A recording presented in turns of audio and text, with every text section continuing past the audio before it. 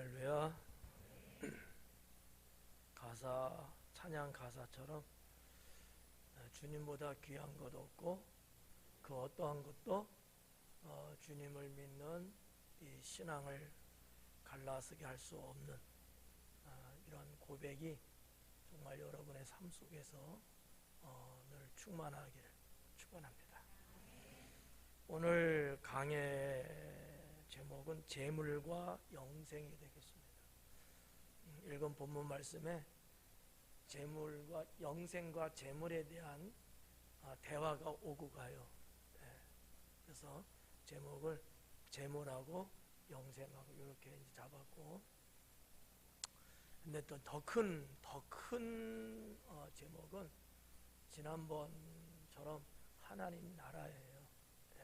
재물도 영생에 대한 것도 하나님 나라라고 하는 이 큰 제목 안에 있는 거기 때문에 여러분들이 하나님 나라는 어떻다고 예수님이 말씀하는가, 영생이 지옥 가는 영생은 아닐 거 아니야, 그죠? 맞아요? 이쪽은 어때요? 지옥 가는 영생? 그건 아니죠. 물론 지옥에서도 영원히 살아요. 그렇지만 성경에서 말하는 영생의 개념은 천국에서의 영생이잖아요. 그러니까 하나님 나라와 영생은 뗄래야 뗄 수 없는 그런 관계고요. 여기에 물리적으로 때로는 신앙이 영적으로 작용되는 것이 이 재물과의 관계거든요. 이 부분을 예수님이 오늘 읽은 본문하고 또 다음 주에 할 내용하고 이렇게 해서 한 3부류 정도로 말씀을 하셨어요.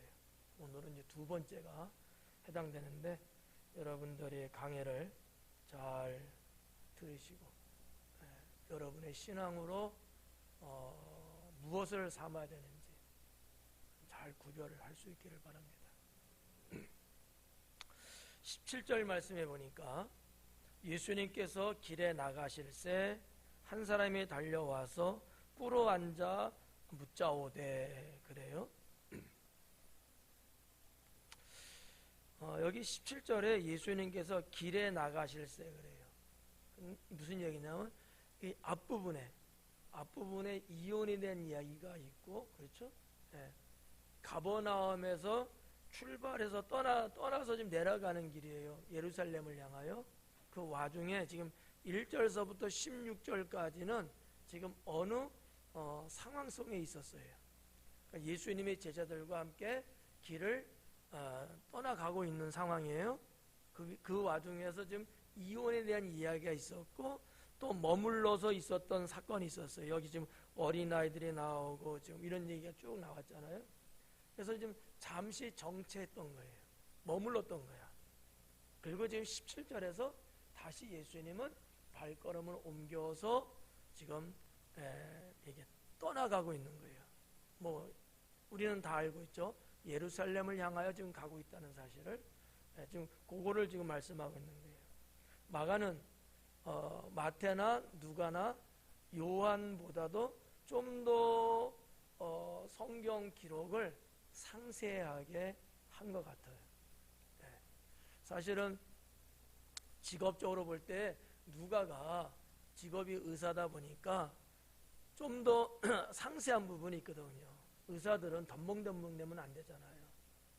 그런데 불구하고 마가는 성경을 기록할 때 이렇게 그냥 이렇게 벽을 이야기할 때도 벽이다 이렇게만 하지 않고 야 붉은 벽이다 이런 식으로 형용사적인, 어렵나? 어떠한 것을 표현을 이렇게 좀 했어요. 또 그냥 갔다 그러지 않고 그래서 뭐 이렇게 조심해서 갔다, 뭔가 이렇게 설명이 되어지는 움직임에 대해서 기록들을 좀 많이 한 것 같아요. 그래서 10장 1절에서도 보면 예수님께서 거기서 떠나 유대 지경과 요단강 건너편으로 가시니 무리가 다시 모이거늘 예수께서 다시 전례대로 가르치시더니, 이런 글만 읽어도 벌써 그림이 딱 그려져 버려요. 이게 뭐지? 이러지 않고 그거구나. 알 수 있다는 거 대본에. 마가의 문장은 좀 그런 식으로 된 것 같다고 저는 생각합니다. 별로 궁금하지는 않았죠. 네. 그래서 이제 17절도 길에 나가실세, 지금 출발한 거예요. 이때 한 사람이 달려와서 꿇어 앉아 묻자오되, 자세히 지금 이야기하고 있죠. 막 달려와서 무릎 꿇고 앉아서 예수님께 뭔가 물었다 이거예요. 이 짤막한 건데도 불구하고 지금 그림이 그려지잖아요. 여러분들이 한번 작가가 돼갖고 한번 이렇게 좀 천국 연극 같은 거 한번 대본을 한번 써봐요. 한 사람 없지만 얼마나 충분해. 이런 것들을 조금 이쪽에 좀 감이 좀 있는 분들은 얼마든지 글을 쓸 수 있을 만큼 마가는 상세한 부분들을 기록하지 않았나 이렇게 봅니다. 여기까지만 이제 이렇게 이야기해 드릴게요. 그 다음부터 말 안 할게요. 이제 근데 이 한 사람이 막 달려왔다는 거예요. 뭐 여러 가지 이유가 있겠죠 이제. 근데 하여튼 이 사람은 예수님을 꼭 만나고 싶었던 거야. 근데 예수님은 지금 어느 상태예요? 지금 어디론가 지금 움직이고 있는 상태야. 마을에서 벗어나고 가고 있는 상태라는 거예요. 근데 뭐 가려면 가, 뭐 언젠가 만나겠지, 또 이렇게 한다면은 달려오질 않겠죠. 마을 어구를 벗어나기 전에 만나고 싶은 아마 그런 생각이었던 것 같아요. 제가 그냥 생각해 본 거예요. 그러지 않았을까? 그림을 그려보면. 그러니까 막 달려온 거예요. 더군다나 이 사람은 지금 청년이라고 소개하고 있거든요. 70 먹은 노인이 아니고 젊은 청년이야. 그러니까 막 뛰어오면서 먼지도 피면서 아마 왔을 거예요. 오자마자 어떻게 했어요? 무릎을 딱 꿇었어요. 사실 이러한 내용을 보면서 대단한 청년이구나. 그리고 뭔가 각별한 목적을 얻기 위한 게 있구나. 그러지 않고서는 달려올 일도 없고 무릎을 꿇을 일도 없거든요.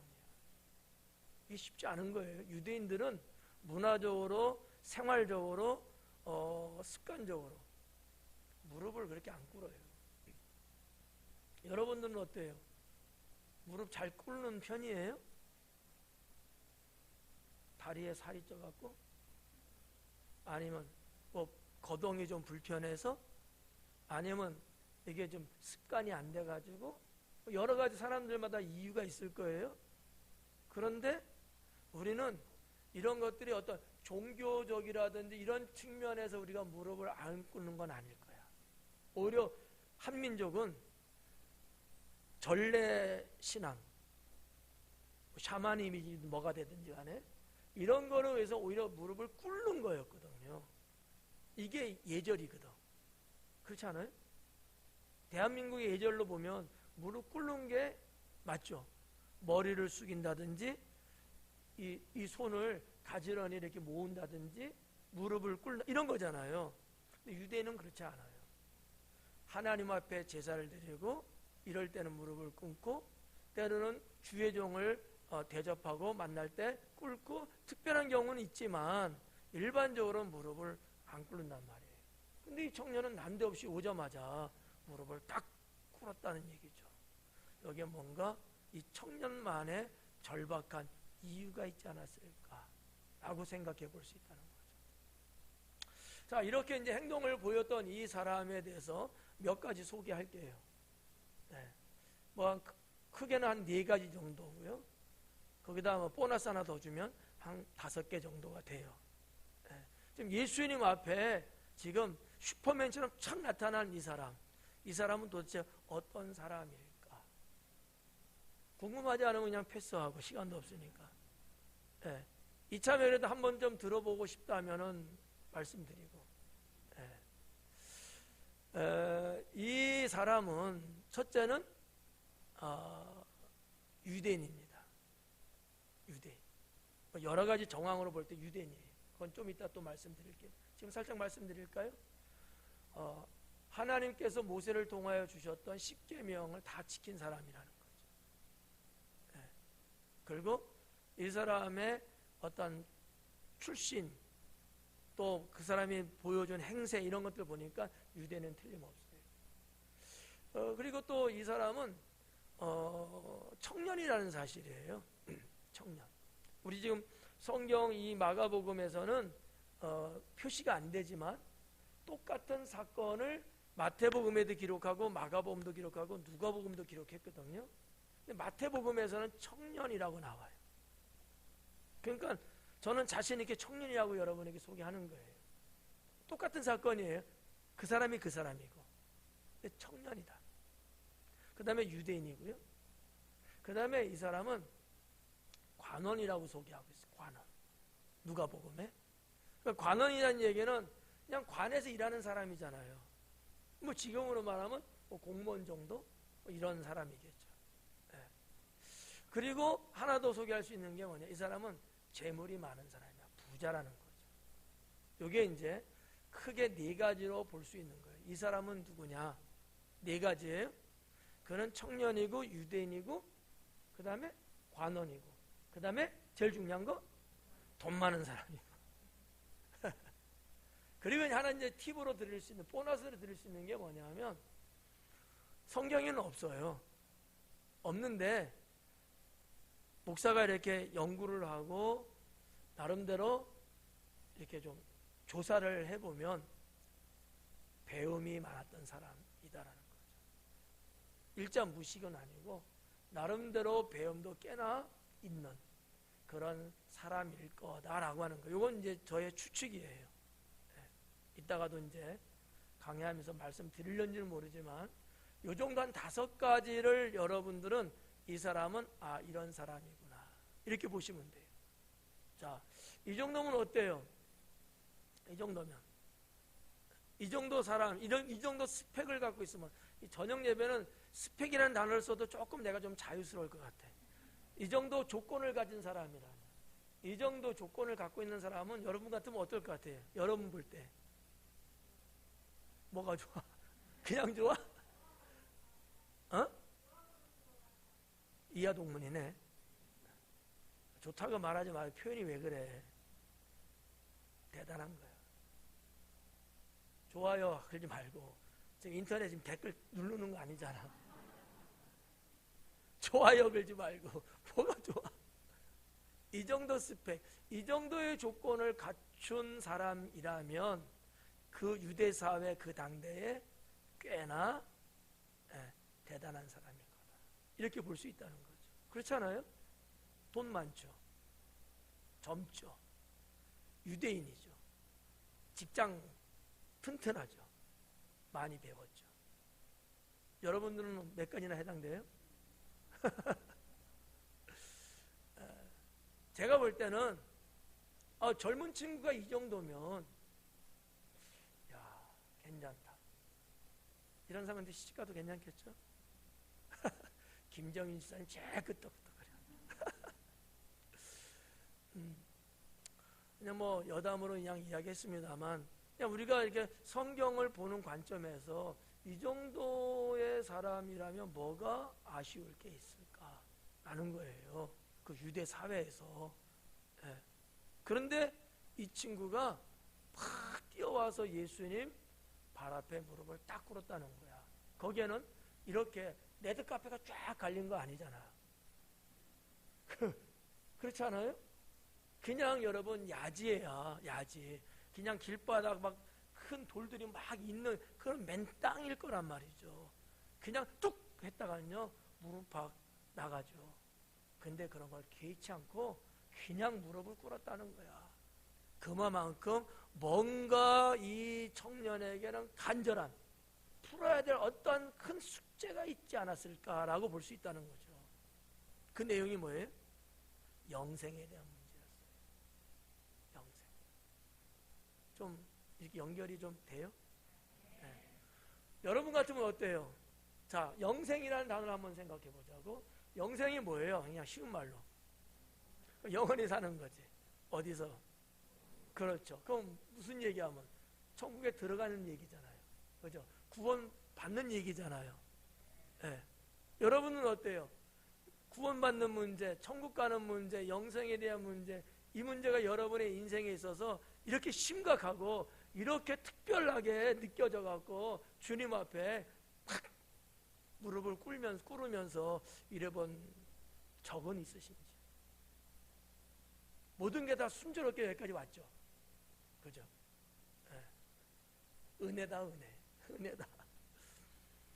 근데 이 청년은 유대 율법을 어려서부터 암기하고 학문을 공부하고 정말 모세를 통해서 하나님 주신 율법뿐만 아니라 학자들이 만들어낸 613가지의 율법 조항까지도 달달달달 외울 만큼 학식도 풍부한 사람이라고 하는 사실을 우리는 놓쳐서는 안 돼요.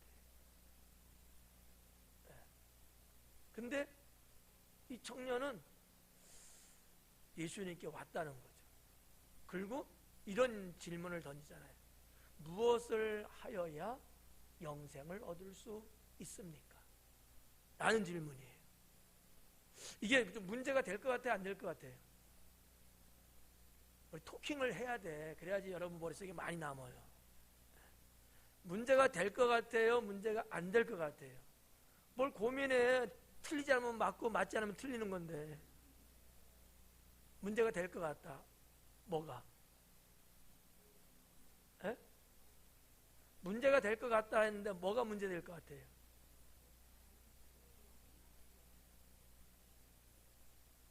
산지 말해봐.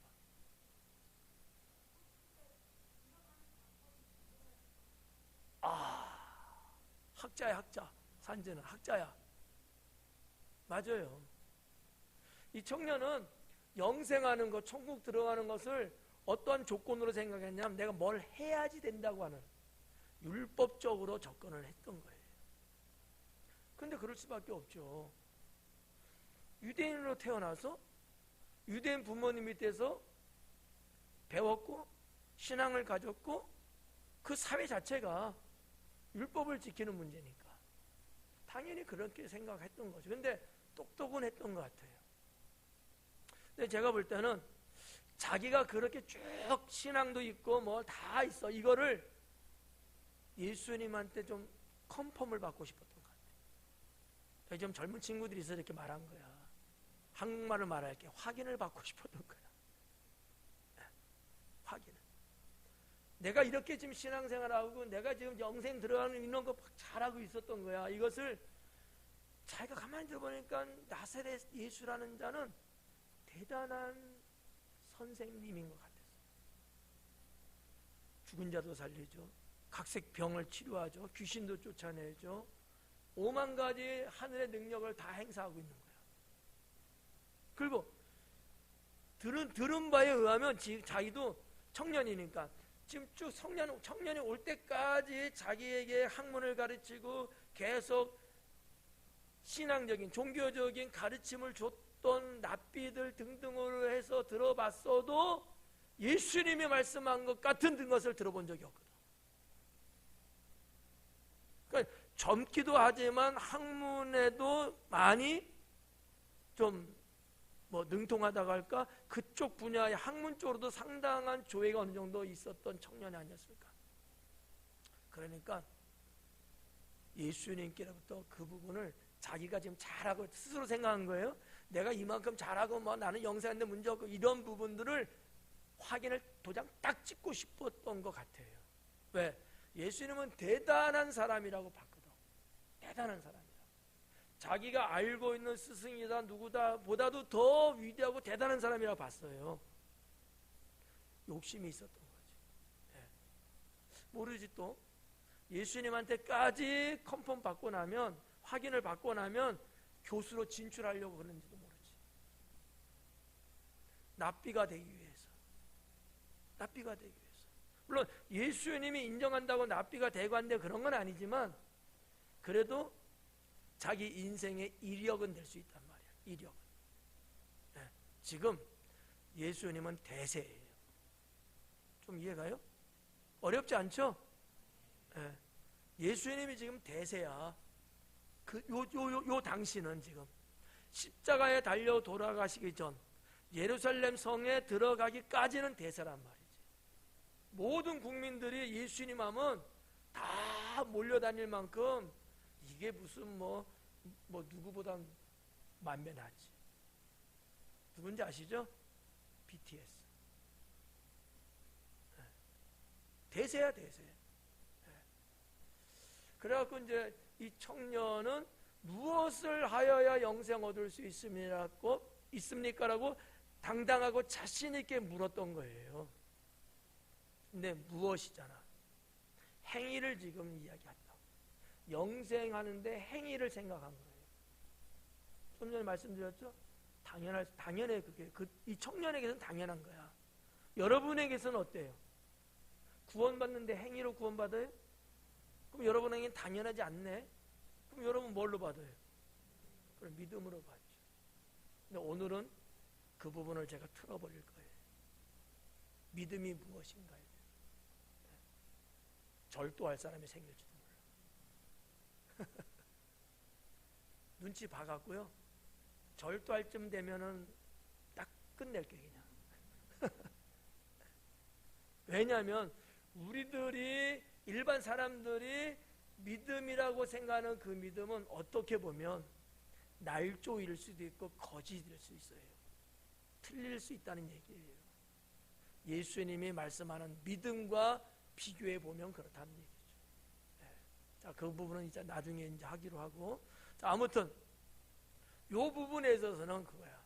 그러니까 영어로 말하면 what, 뭐를 해야 율법입니다.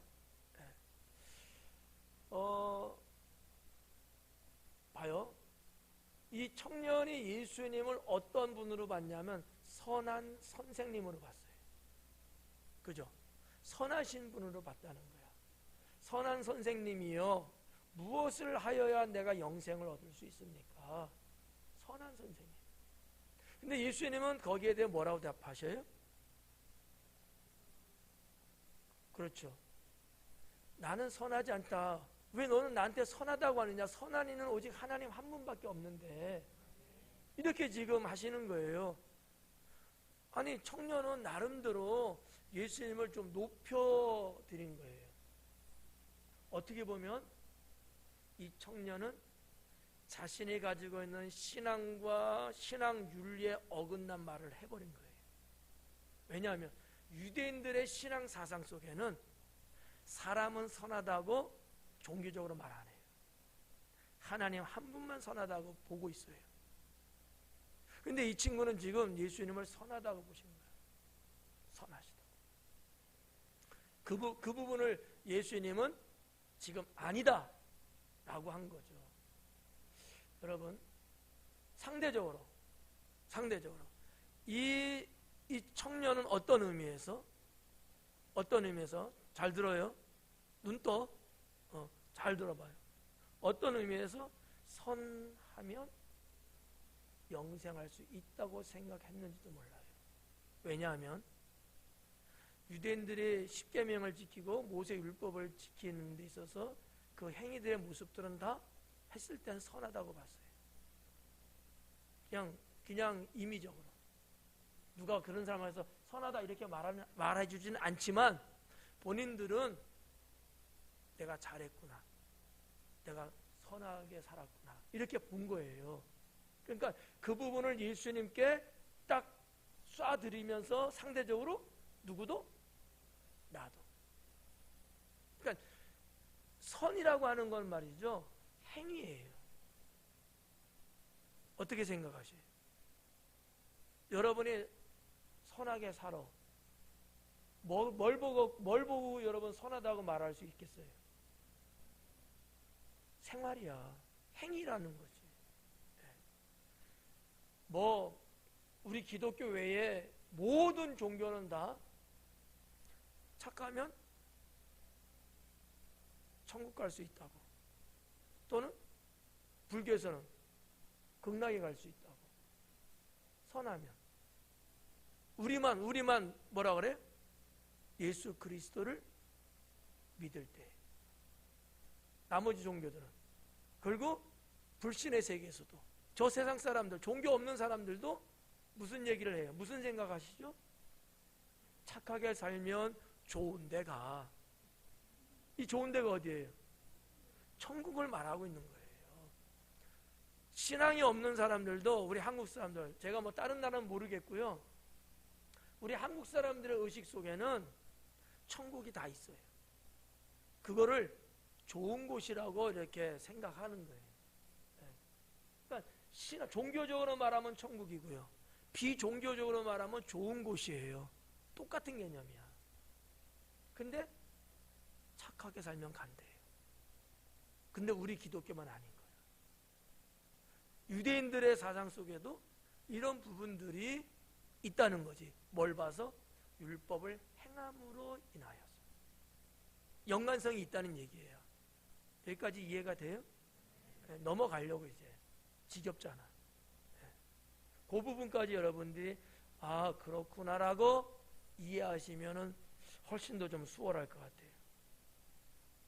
자, 그래서 이제 17절에 내가 무엇을 하여 영생을 얻으리까? 라고 봤어요. 18절에 예수님께서 말씀하시기를 네가 어찌하여 나를 선하다 일컫느냐? 하나님 한 분 외에는 선한 이가 없느니라. 청년은 행위로 말미암아 선하면 영생할 거라고 생각하고 물었을 거예요. 근데 예수님은 no, 아니다라고 대답을 하셔요. 예수님의 영생에 대한 영생관, 하나님 나라 천국에 대한 것은 달라요. 여기서 특별하게 나온 문구는 없어서 말씀드리는데, 그러면 예수님은 무엇으로, 성경은 무엇으로 영생할 수 있고 천국 갈 수 있다고 말하느냐? 한마디로 의로워야 된다라고 말해요. 의로워야 된다. 이것도 조금 복잡해요. 간략하게 말하면 성경에서 말하는 의는 우리가 살아가는 이 세상에서 말하는, 세상 사람들이 말하는 의하고는 다른 의예요. 성경에서 하나님이 말씀하시는 의는 뭐를 말하냐면 죄가 없음을 말해요. 천국은 죄 갖고 갈 수 있을까요? 없어요. 맞죠? 죄 없어야 갈 수 있는 곳이야. 천국 가서 회개해요? 천국은 회개하는 곳이 아니에요. 이미 회개하고 죄 없음, 사함을 받은 자들이 가는 곳이거든요. 근데 성경에서 이러한 부분들을 무슨 단어로 많이 표현했냐면 의롭다라는 단어로 많이 썼고요. 신약 성경도 로마서는 그렇게 말씀하고 있죠. 그래서 이 세상에 죄 없는 자는 없다, 의로운 자는 없다 그러는 거 아니야. 똑같은 얘기야. 의로운 자가 하나도 없다.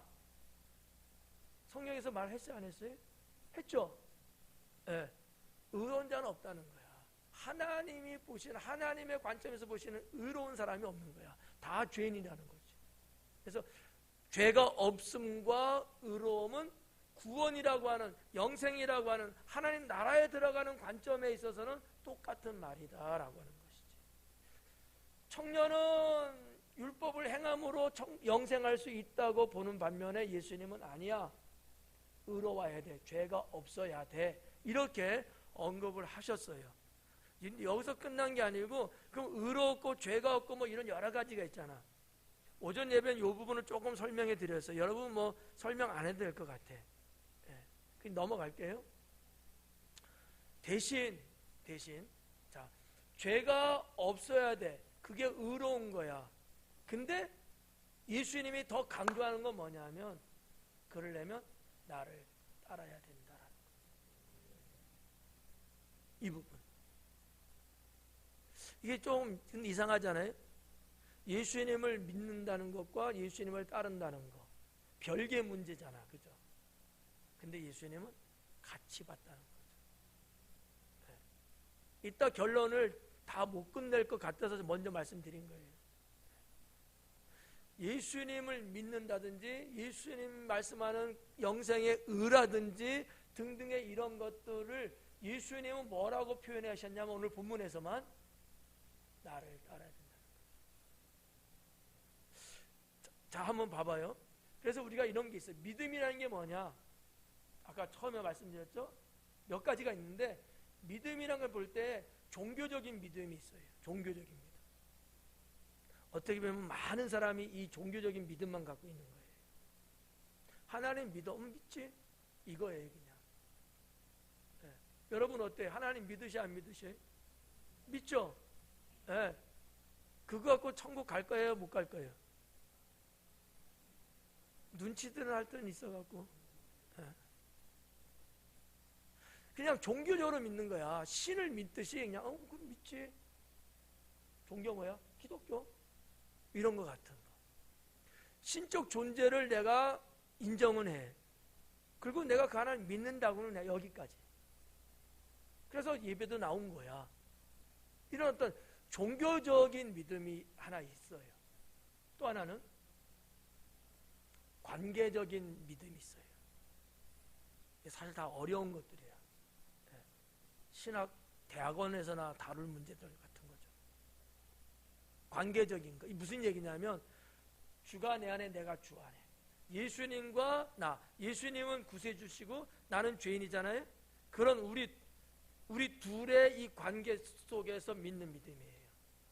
여러분이 예수님을 구주로 영접하면 예수님은 어디에 오시는 거예요? 내 안에 들어오시는 거죠. 그죠? 관계적인 믿음이에요. 이걸 말하는 거야. 성경에서는 이걸 계속 말하는 거야.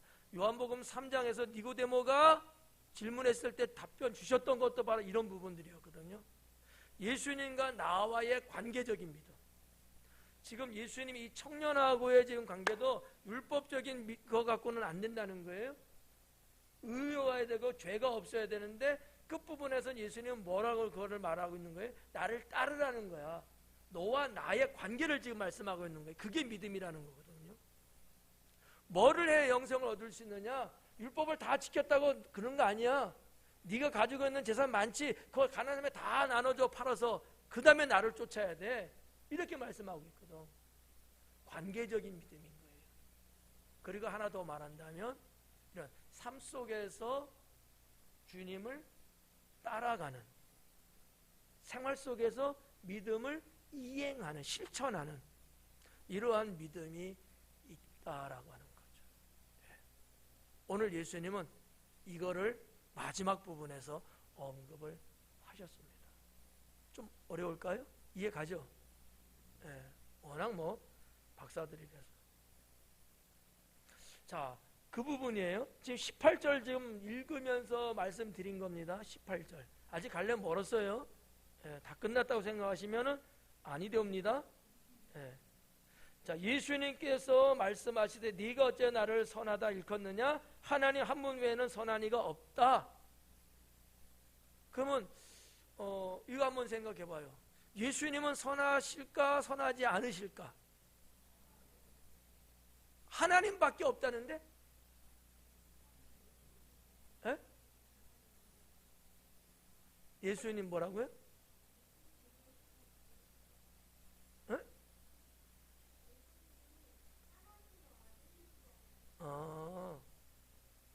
그래, 그것도 맞는데 그거 말고 예수님이 직접 하신 말씀이 하나님 한 분만 선하다는 거지. 정관사 썼어요. 한 분만, 그분만. 유일하게 그분만 선하시다는 거야. 그러면 지금 예수님은 그 한 분에 포함돼요? 포함 안 돼요? 포함 안 되죠? 포함돼요? 그런 말이 하지 말고. 삼일째 하나님은 맞아. 맞는데 지금 요 내용에서는 그게 이제 아니잖아요. 예수님은 그 유일하신 하나님 거긴 지금 포함이 안 돼. 사람이야, 사람. 사람이시기 때문에 선하지 않은 거예요. 예수님이 하나님은 맞아요. 그죠? 이 땅에 오셨지만 그분은 여전히 하나님이셔요. 그러나 인간의 육신을 입고 계시기 때문에 선하지 않다라고 거부한 거예요. 이해가 좀 어떻게 안 가요? 아직까지? 가는 중에? 네. 로마서에도 그랬잖아요. 의인 없나니 하나도 없다. 하나도 없다. 그러니까 사람으로 이 땅에 태어난 자는 그 누구도 의인이 아니야. 다 죄인이야. 선할 수가 없어요. 여러분, 죄 짓고 막 그런데 선할 수 있어요? 그건 말이 안 맞지. 예.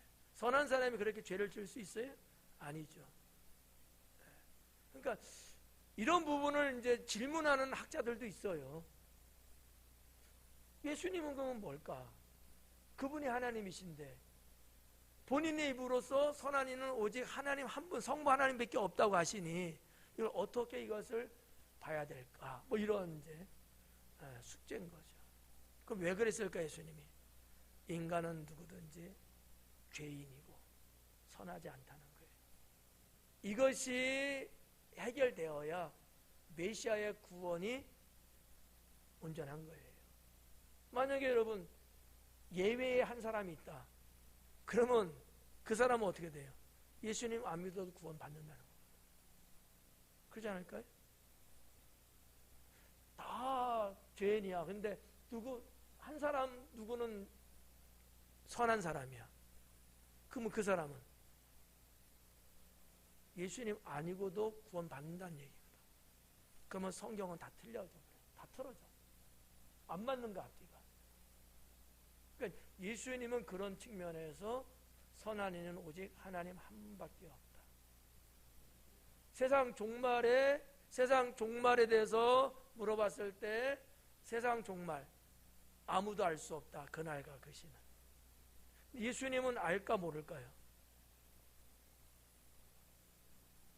하나님이신 그분은 분명히 알기는 아실까. 근데 알 수 없다. 왜? 육신을 입고 있는 사람이기 때문에. 이제 신학적인 얘기예요. 이런 부분들이 사실 숨어 있는 엑기스거든. 여기까지만 할게요. 어려워질 수 있으니까. 어려우면 이제 눈 감아요. 어려우면 눈 감아. 그래서 이제 18절에서 그 부분, 청년은 행위를 통해서 영생을 생각하고 있고 예수님은 의로워야 영생할 수 있다. 무죄야, 죄가 없어야. 이렇게 서로가 접근하는 것이 달라. 자, 19절은 그렇게 이제 18절은 이제 그렇게 받고 19절에 보니까 네가 계명을 안 하니, 예수님이 하신 말씀이죠. 청년에게 너는 계명을 알지 않느냐 이렇게 물은 거예요. 왜 안다고 이야기했을까요? 유대인이니까. 예수님이 딱 대보 알잖아요. 유대인이니까 당연히 알죠. 그럼 뭐라 해서 살인하지 마라, 간음하지 말라, 도둑질하지 말라, 거짓 증언하지 말라, 속여 빼앗지 말라, 내 부모를 공경하라 하였느니라. 이게 10계명에서 6가지 계명이에요. 5계명, 6, 7, 8, 9, 10 여기 다 나온 거예요. 지금 10계명이니까 6개 여기 나왔고 나머지 몇 개 남았어요? 4개 남았어요. 이 부분은 언급하지 않았어. 유대인들은 앞에 있는 4가지는 거의 지킬 거라고 봤는지 몰라요. 아마 그럴 거예요. 10계명 여러분, 1계명 뭐예요? 나 외에 다른 신을 있게 하지 말라는 거죠. 그 다음에 2번째 계명은 어떤 형상과 모양으로 만들지도 말고 거기에 절하지도 말라. 3번째는 여호와의 이름을 망령되 일컫지 마라. 4번째는 안식일을 거룩하게 지켜라. 이런 부분들은 정말 신앙심이 돈독한 유대인이라면 당연히 지키죠. 그래서 이 젊은 청년은 나머지 6가지에 대한 문제를 예수님이 언급하신 거예요. 왜? 행위를 이야기하고 있기 때문에. 근데 자기는 다 했다는 거죠. 저 어렸을 때부터 다 지켰어요. 여러분들은 다 커서 지켜요? 제가 볼 때 제일 걸리는 게 있을 것 같아요. 도둑질은 안 할 것 같아요, 여러분. 그죠? 살인도 안 했을 것 같아. 남의 거 뺏지도 안 했을, 좀 뺏었을까? 제일 걸리는 게 부모 공경하는 걸 수 있어.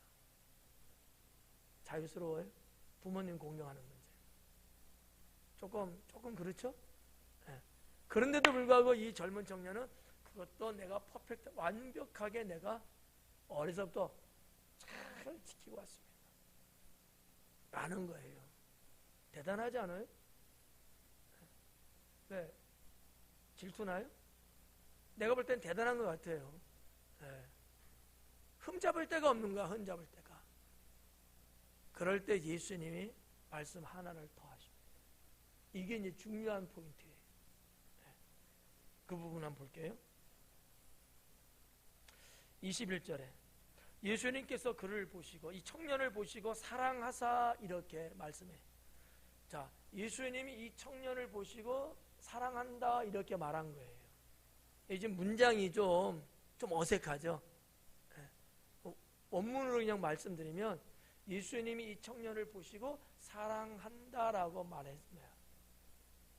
예수님이 이 청년을 봤는데 여기 성경에 기록된 보시고라는 것은 제가 지금 여러분 이렇게 보잖아요. 이런 보는 게 아니에요. 꿰뚫어 봤다는 얘기예요. 자, 예수님은 전능하신 하나님이에요. 그분은 다 아시는 분이잖아요. 청년의 영혼을 보신 거예요. 청년이 지금 거짓말하고 있을까요? 진실을 말한 걸까요? 그렇죠. 거짓말하고 하지 않고 있는 거야. 그걸 다 보고 계시는 거야, 예수님은. 그러면서 뭐라고 말씀하신 거예요? 사랑한다 그래요.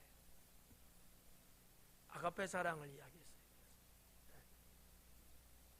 얼마나 예수님 보기에도 완벽하면, 훌륭하면 주님이 내가 너를 사랑한다라는 말을 했습니다.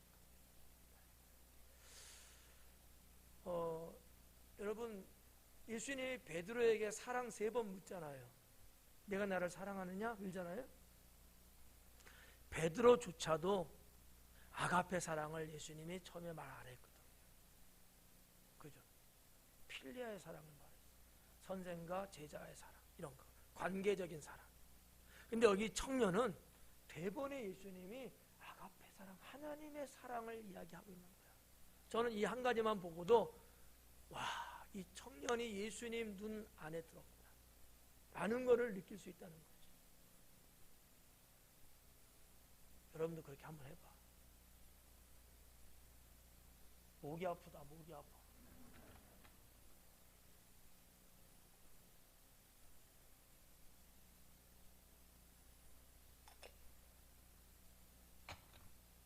뭐 저하고 여러분하고 서로 느낌 포인트가 다를 수는 있어요. 네. 목사와 성도니까 다를 수 있는데 중요한 부분들이거든요.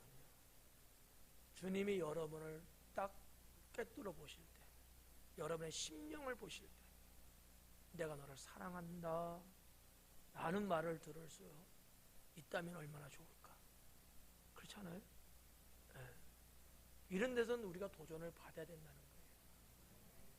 근데 왜 예수님은 이 청년에 대해서 그런 말을 한 거예요? 네? 나 지금 거의 지금 50분 지금 강의를 했어요. 이 청년이 지금 신앙적으로, 유대 종교적으로, 아니면 생활 행위적으로, 율법적으로 지금 퍼펙트 하잖아. 하나님이 모세에게 주신 계명, 율례를 어김없이 다 지키면서 살아왔대잖아요. 여러분은 어때요? 하나님 믿으면서 하나님 말씀을 얼마만큼 지키고 계셔요? 제가 하나 물어볼까요? 편하게? 여러분 순대 드셔요? 선지? 이거는 안 드신다고 대답할 줄 알고 물어본 거야. 그러면 대답 못할 거 하나 물어볼게. 돼지고기는?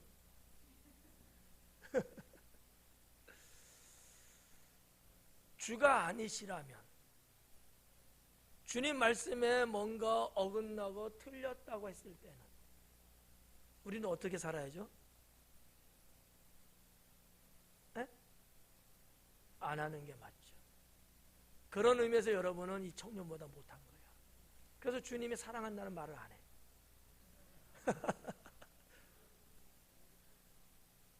그냥 웃고 넘어가셔요. 여러분 뭐 질책하는 얘기는 아니야. 한번 생각해 보자는 거지. 왜 예수님이 처음 본 이 청년한테 사랑한다는 말을 이렇게 하실 수 있었을까? 정말 어떻게 보면 이 청년은 유대인으로서 하나님을 믿는 자로서 지킬 걸 다 지키면서 나름대로 할 걸 다 하며 살았다는 거야. 봐봐요. 살인당을 도둑질도 안 하고 부모도 공경하고 다 하잖아. 어려서부터 했대. 그럼 우리는 구원은 율법으로 받는 건 아니지만 우리가 하나님 믿는 자로서 우리는 하나님 말씀을 지키는 행위들이 실천하는 삶의 모습들이 있어야 돼요? 없어도 돼요? 있어야죠. 이런 부분은 도전 받자는 거지. 며칠 정도 받을 것 같아요? 끝까지 가야 돼. 이거 끝까지 가져가야 돼. 2박 3일로 끝나면 안 돼. 이해 가셔요? 네. 이런 부분들. 그러니까 보시고 사랑한다. 이런 거 지금 상황이. 그리고 하신 말씀이 있어요. 이게 이제 대박인 거예요. 뭐라 그랬어요? 이르시되 네가 아직도 한 가지 부족한 것이 있으니. 아니 퍼펙트한 것 같은데, 완벽한 것 같았는데 예수님이 보는 관점은 또 다른 게 있었던 거지.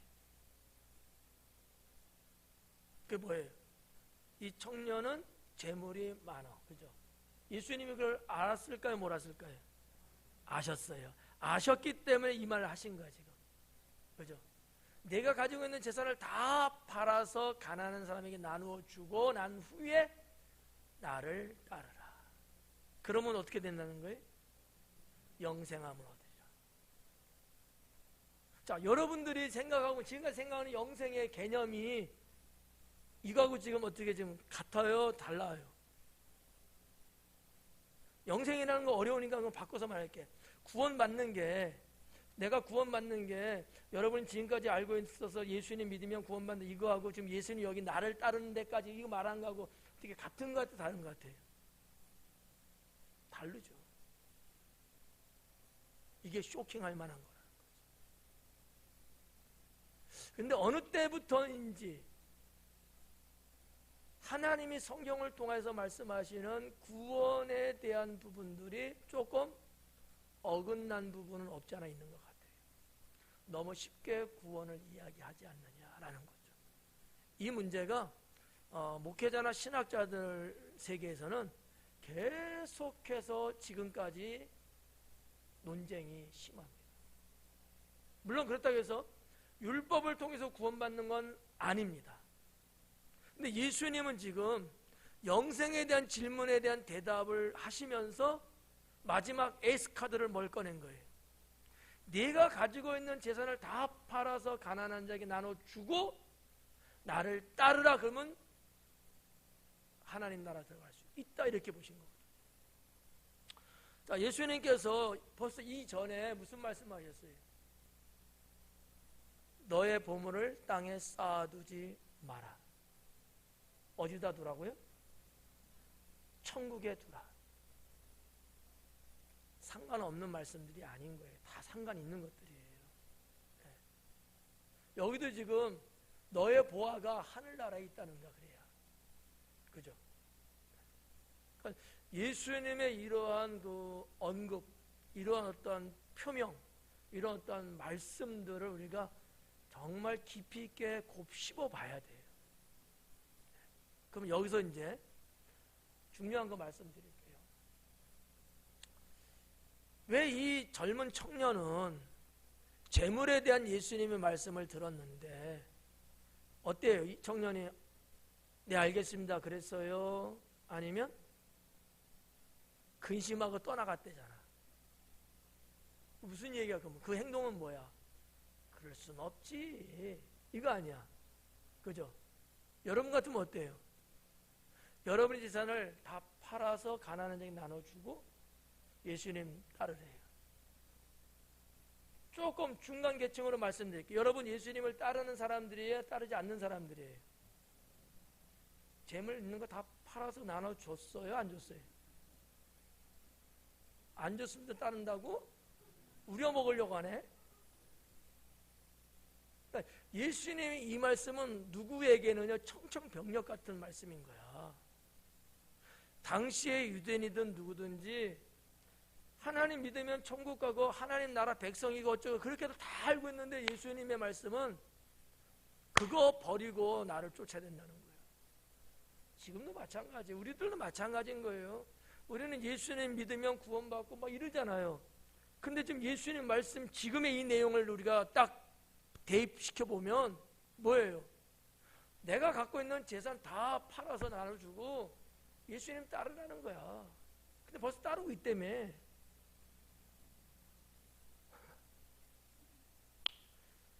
여러분 이 사람들 한번 생각해 봐요. 예수님의 제자들.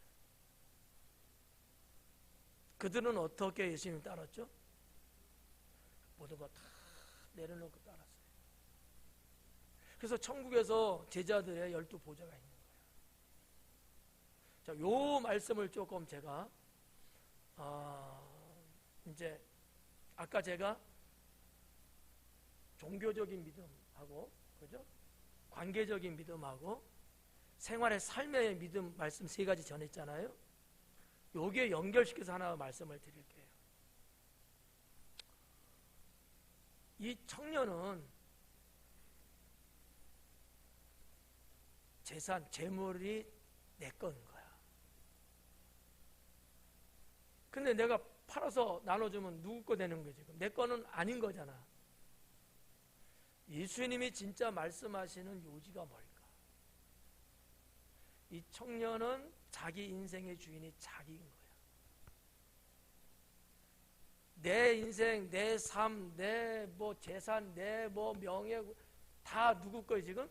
청년이 생각할 때는 내 건 거예요. 예수님은 뭐를 말씀하시는 걸까? 거기에서 탈출하라는 거예요.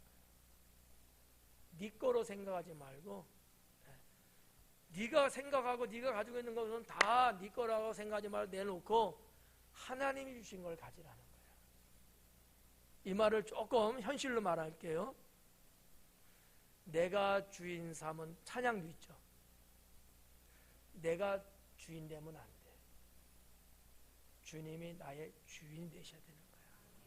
예수님이 잘 봐요. 예수님이 고작 재물 때문에 이 말씀을 하셨겠어요? 근데 인간의 가장 취약 부분이 재물의 문제거든. 근데다가 이 청년은 재물이 많았어요. 다른 건 다 했다 그래요. 근데 그 계명 다 지키는 데는 나를 희생하지 않아도 되는 것들이었어. 재물은 나를 희생시키는 문제거든. 자, 이런 걸 놓고 볼 때 우리는 성경 여기저기서 살펴볼 수 있는 것처럼 주님이 여러분 안에 임하시면 주님은 어떤 분이 되는 거예요? 어렵나? 처음부터 다시 시작할게요. 처음부터 1시간 더 걸려. 여러분 예수님 믿으면 여러분이 예수님을 나의 구세주로 고백하고 믿으면 예수님 하나님의 영이 어디에 계셔요? 여러분 안에 계시죠? 그 여러분 안에 들어오신 그 주님이 어떤 존재가 되는 거야? 나의 주인이 돼야 되는 거야. 지금 이 청년은 이 딜레마에 빠진 거지. 여러분은 이제 제가 말할 테니까 여러분 자신 있게 아마 대답할 것 같아. 예수님이 여러분 심령 안에 들어가서 여러분의 주인이 되셨어요? 안 되셨어요? 확실해요? 근데 왜 안 되나? 근데 여전히 내가 막 주인 행사 막 하잖아. 주가 쓰시겠다 하면 주님의 영광을 위해서, 주님 나라를 위해서 어떻게 해야 돼요? 어떻게? 맞죠? 이런 부분을 언급하시는 거예요. 근데 재물만 이야기한 게 아니야. 이건 한 근거 예일 뿐이야. 사람에 따라서 어떤 사람은 권력일 수도 있고요. 어떤 사람은 자기 취미일 수도 있어요. 이제는 내가 산 것이 아니요 내 안에 계신 그리스도께서 사신 것이라. 바뀌었어요. 그죠? 이걸 말씀하고 있는 거예요. 어렵지 않은 거를 어렵게 왔네. 여러분 다 알고 있는 말씀이잖아요. 문제는 내가 그런 신앙 의식이 있냐는 거지. 네? 조금만 하면 노터치 하잖아. 내 건데 네가 왜 그러잖아. 그러면 제가 한번 해봐야지 뭐. 주님이 쓰시겠다고 하는데. 그러면 여러분 어떻게 하실래요? 그렇지, 그렇게 나가야 되는 거야. 내일부터 해볼게 한번. 그럴 수 있어야 된다는 거지. 그럴 때 이게 진정한 믿음이라는 거예요. 하나님 나라하고 결론이야. 이제는 점점 다 끝난 건 아니에요. 하나님 나라하고 이 땅에 내 거하고 맞바꾸게 된 거야. 맞바꾸게 된 거야. 그래서 예수님이 너의 재산 다 팔아서 가난히 나눠주면 너의 보화가 하늘에 있고 이러잖아. 맞죠? 이런 삶. 그렇다고 해서 여러분, 제가 그러겠어요? 주님이 여러분 보고 야, 오늘 주는 거 다 팔아 헤쳐버리고 그러시겠어요? 그건 아니야. 여러분이 쓰고 여러분이 관리하고 다 하는데 주님을 위해서, 주님 나라를 위해서 주가 원하신다면 이 신앙은 가져야 된다는 거지. 여러분이 저한테 준다고 해도요, 내가 관리 능력이 안 돼서 난 못 받아. 위로가 되죠? 네. 이 메시지, 예수님 말씀의 요지를 여러분이 아셔야 된다는 거예요. 이 젊은 청년은 이거를 그럴 수가 없었던 거지. 영생이라는 것을 가지고 예수님께 당당하게 왔던 청년인데 자기 재물에 딱 걸려갖고 그냥 씁쓸하게 돌아가 버리고 말았어요. 네. 하나님 나라를 소유한 사람은요, 이 땅의 것에 연연하지 않습니다. 네. 예루살렘 들어가실 때 예수님이 제자들 보냈잖아요. 성 안에 있는 나귀 가져올 때. 여보쇼, 당신 왜 내 나귀 손대요? 그러니까 주님이 쓰시겠답니다. 예, 가지고 가세요. 그 사람은 예수님 예자도 몰라. 그렇지만 자기 낙이지만 하나님이 쓰시겠다고 하니까 그대로 내놓은 거지. 이런 신앙, 이런 신앙을 갖고 우리가 세상을 살아가면 하나님은 어떻게 그런 여러분을 대하실까? 정말 여러분이야말로 하나님 나라를 소유한 사람이라는 거죠. 제가 첫 번째 단원에서도 언급했잖아요. 하나님 나라를 회복시키는 것. 예수님이 이 땅에 오신 목적은 죄인을 구원하기 위함이 맞긴 맞지만 더 넓은 의미에서는 하나님 나라 회복에 있다. 네. 지금 우리는 그래서 이렇게 성전신앙 갖고 때로는 여러분의 집이, 내 집이 하나님의 집이요, 이런 어떤 신앙들을 갖고 계시잖아요. 하나님 나라에 신앙이 있는 것을 근거로 해서 그게 다 있는 거예요. 여러분은 이미 하나님 나라를 소유한 사람들이야. 세상을 살면서 하나님 나라의 삶을 사셔야 되는 거야. 그래서 그렇기 때문에 항상 기뻐할 수 있고요, 그렇기 때문에 감사할 수 있고요. 예? 하나님 나라가 없으면 불가능하죠. 그러니까 이 청년도 하나님 나라를 소유한 사람이 됐다면 자신의 재물 제자들처럼 그냥 내려놓고, 사도 바울 봐봐요. 자기 모든 것을 다 뭘로 여겼다? 배설물로 여겼다. 우리하고 다른 사람이죠. 그 사람은 화성에서 왔죠. 우리하고 성정이 같아요. 우리하고 똑같은 인간이에요. 우리보다 더 속상하고 아쉬울 거야. 여러분, 사도 바울이 가진 것만큼 가지고 계신 분 손들어봐 한번. 봐. 우리는 그분이 가지고 있는 것보다 훨씬 더 우리는 못한 것만 갖고 있다고. 근데 그분은 그것까지도 배설물로 여겼대. 우리는 왜 못하는 거야? 아니, 하고 있구나. 그게 신앙이라. 그게 믿음이라는 거예요. 그냥 뭐 말로만 교회 오고 뭐 믿는다, 나 기독교야, 이게 진짜 믿음 아니라는 거지. 정말 믿음을 보일 수 있어야 된다는 거죠. 네. 그렇다고 해서 노파심에 말씀드려요, 그렇다고 해서 행위로 구원받는다는 얘기는 아닙니다. 네, 그건 아니에요. 네. 예수님이 말씀하시는 영생이라는 관점이 이렇게까지 예수님은 넓고 깊은 의미로 말씀하고 있다라는 거예요. 네. 성경 전체에서 말씀하고 있는 맥입니다. 네, 맥이에요. 그만해야 되겠다.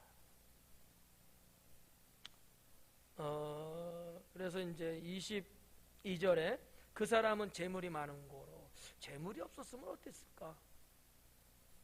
한 5천 원만 있었으면 했을 텐데 한 50억 있었나 봐요. 재물이 많은 고로 이 말씀으로 인하여 슬픈 기색을 띠고 근심하며 가니라. 그래서 결론은 여러분들이 신앙생활 하시면서 뭐가 되든지 간에 주를 위해서, 하나님 나라를 위해서, 복음을 위해서 해야 되는 것들에 대해서 아까워하거나 인색하면 안 된다. 이유가 뭐예요? 다 주님 거잖아. 잠시 내가 갖고 있을 뿐이잖아. 지 것도 아니면서 이렇게 쪼잔하게 그래. 멋있게 당연히 주님 건데 드려야죠, 이래야지. 이러한 부분들 아셨죠? 네. 그래서 여러분 습관이 신앙 영적으로 잘못됐으면 바꿔야 된다. 내가 주인 아니잖아. 문화도 틀렸으면, 전에는 내가 주인에서 내 마음대로 살았지만 문화를 즐기면서 이제는 주님이 내 생명의 주인 되셨기 때문에 주인에게 맞춰 살아야 되는 거예요. 이런 부분들을 잘 하는 신앙인이 되기를 축원합니다. 기도하겠습니다.